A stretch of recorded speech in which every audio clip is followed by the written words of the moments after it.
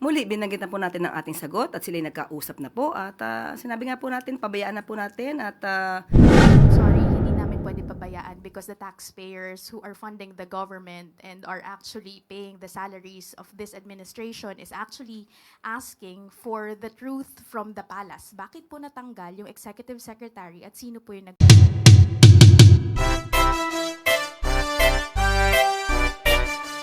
Katrina Domingo, ABS-CBN. Morning, Undersecretary. The former executive secretary denied that he resigned out of his own accord. So ano po yung totoong reason kung bakit po siya tinanggal at sino po yung nagpatanggal? muli, binanggit na po natin ang ating sagot at sila'y nagkausap na po at sinabi nga po natin, pabayaan na po natin at sila naman po ay nagkausap na. I'm sorry, hindi namin pwede pabayaan because the taxpayers who are funding the government and are actually paying the salaries of this administration is actually asking for the truth from the palace. Bakit po natanggal yung executive secretary at sino po yung nagpatanggal sa kanya? Hindi ko po masasabi kung sino po nagpatanggal sa kanya. Binanggit ko po kanina na hindi ko po alam kung sinong kausap niya. Kung yun pa ang nababasa ng palasyo, dahil sinabit niya naman po ang sarili niya sa President's prerogative, yan lang po ang ating masasabi. At tinanggap po ang sinasabing resignation. Okay, ma'am, just a follow-up question if you could not give us the exact reason for Bersamin's removal.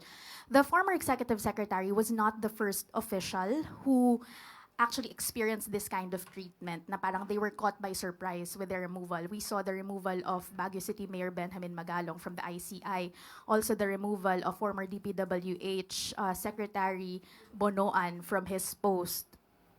How does the palace actually explain the seeming trend of unceremonious removal of high-ranking officials in the Philippine seat of power? Tanong po natin, tinanggal po ba si Mayor Magalong? Sino po bang nag-resign? Ang huli natin pagkakasabi tungkol kay Mayor Magalong ay ipapatignan, ipapacheck, ipapa-assess sa legal team kung mayroon ba na-violate. Wala pong nagpa-resign kay Mayor Magalong. Aksyon niya po yan, voluntaryo.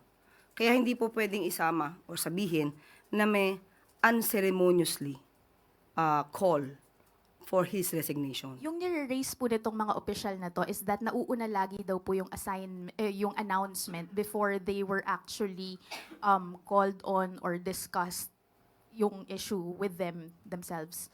How does the palace respond to that? Na may parang gap in terms of communication within the president's inner circle? Tandaan po natin, lahat naman po kami ay, ang aming service ay upon the pleasure of the President. Sabi nga nila, pagpasok mo dito, hindi mo alam kung ito na yung huling araw mo. So lahat po kami dapat ay handa doon.